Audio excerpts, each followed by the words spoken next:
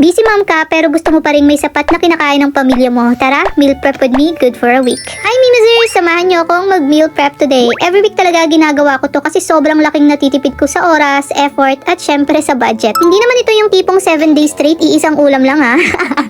Pang rescue meal lang talaga siya kapag wala nang time magluto. Bagong lahat, lagyan muna natin laman ng tiyan, no? Meron ako ditong empanada, ang favorite kong kainin tuwing linggo. Every Sunday kasi maraming tinda dito sa plaza namin kagaya ng mga ganito at kung ano-ano pa. At simula na ang laban ng today's menu pala natin ay dalawang favorite namin. Munggo na may baboy at kangkong at syempre pork binagoongan. Ay nako, nagsisimula pa lang ako, alam kong may mga naglalaway na dyan.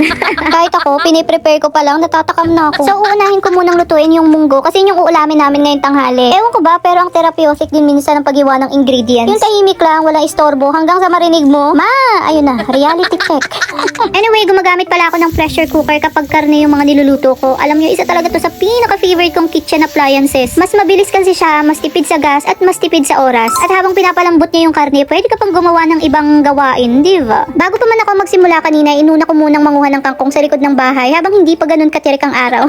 Nakakatuwa lang mag-harvest, no? Kahit hindi ikaw nagtanim. Isang malaking credits na lang talaga sa nature. At syempre, hindi lang kangkong meron kami, no? May silihan din kami. Hindi ko rin alam bakit. Hindi naman ako plantita. Pero thankful pa rin kasi malaking tipid din. Isipin mo, imbis na bibili ka pa sa palengke, lalabas ka na lang ng bahay, di ba? Libre pa. Eto nga at luto ng ating munggo.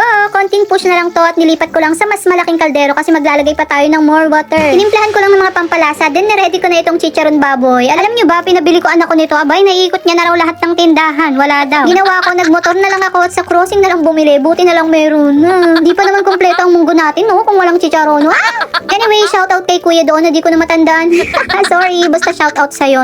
Makakalimutin kasi talaga ako eh. Last touch, kangkong. Hinuli ko na nakapatay na yung kalan para di na ma-overcook. At ayan, okay na to. Next menu, pork binagoongan. Ito talaga kapag eto ang ulam, ay automatic may extra rice. Hindi ko alam kung ako lang, pero ang hirap mag-diet kapag ganito yung ulam. Parang yung diet mo nasa tabi lang nanonood habang ikaw, isa pang kanin nga.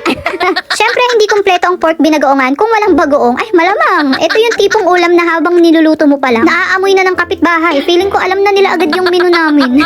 Abay, napakasarap nga ng bagoong na to from Melis. Hindi lang talaga siya pang mangga, pang ulam din. At syempre, mga mima, may talong. Naku, ewan ko na lang talaga. Mapapa-good luck self ka na lang talaga. Grabe, ang sarap sa pakiramdam. Yung malapit mo nang maluto lahat. Feeling ko parang contestant ako sa cooking show. Kulang na lang may timer tapos may judge na sisigaw. Oh, 5 minutes remaining. O, diba? Sarili mo lang minabadali mo.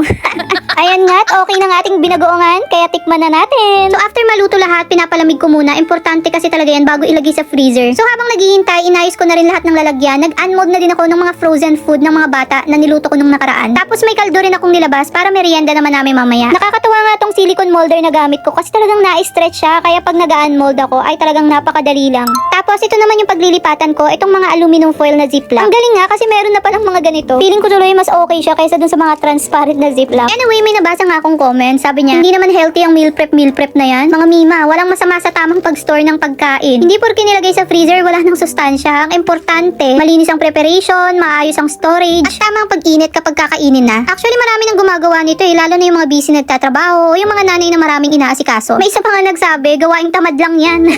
Hindi po, hindi tamad, strategic lang. Kung pwede mong pagsabay-sabayin ng pagluluto ngayon para may oras ka bukas sa pamilya mo, bakit hindi, diba? Ngayon, mas marami tuloy akong oras sa mga bata at makapagpahinga. Actually, hindi ko rin naman pinupuno ang freezer namin kasi unang-una, madalas kasi ang brownout dito sa lugar namin. Pangalawa, hindi rin naman araw-araw pare-pareho ang gusto naming ulam, no? Kaya pang backup meals lang talaga to. At ayan, ready na lahat. Perfect timing kasi mawawala ako ng ilang araw. At least hindi ako mag-aalala kapag nagutom sila, edi may mahuhugot na agad sa freezer. Well, ganito talaga ang life ng isang busy mom. Hindi kailangang perfect. Ang importante, prepared. Yun ang pinaka-importante. Yun lang. Bye!